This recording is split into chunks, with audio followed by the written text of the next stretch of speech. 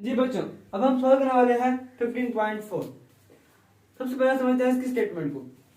एक transformer 240 volt AC को 12 volt AC में तब्दील कर देता है।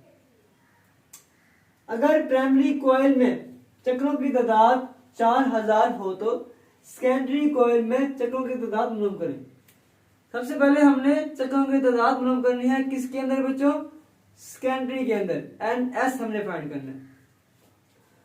अगर ट्रांसफार्मर की एफिशिएंसी 100% है तो प्राइमरी कॉइल में करंट मालूम करें। हमने प्राइमरी कॉइल में करंट भी मालूम करना है, हमने IP भी मालूम करना है।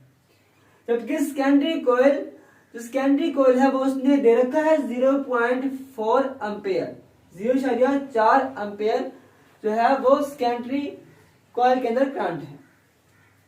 आपके पास VP है, VS है, NP है, NS है। हमने IS है, हमने NS फाइंड करना है और IP फाइंड करना है बच्चों। फार्मूले दो इस्तेमाल करेंगे। एक फार्मूला इस्तेमाल करेंगे number of turns in secondary बटा number of turns in primary. Voltage in secondary बटा voltage in primary. IP VP is equal to IS VS। करते हैं सबसे पहले कैलकुलेट NS को।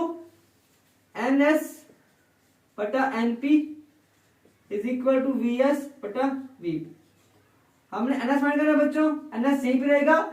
ये NP अगर यहाँ पे डिवाइड इस तरफ जाके हो जाएगा मल्टीप्लाई। VS बटा VP बच्चों तरफ NP।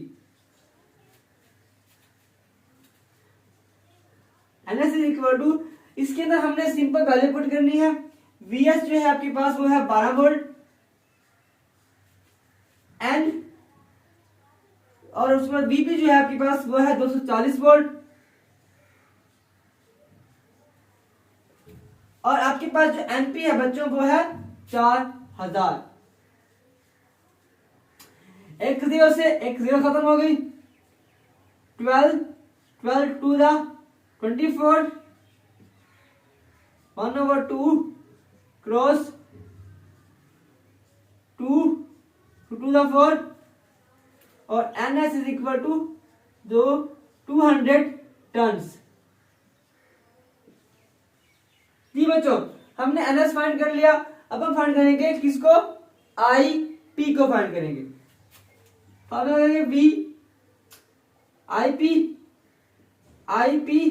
VP is equal to IS और VS।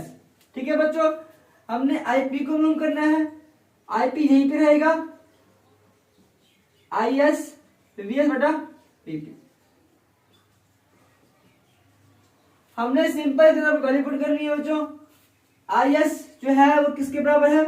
0.4। VS किसके बराबर है बच्चों?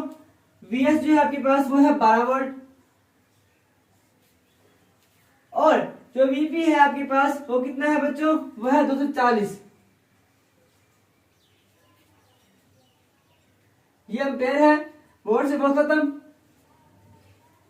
और जब आप इसको करेंगे डिवाइड करेंगे तो आपके पास जो आंसर आएगा 0.02 एम्पेयर।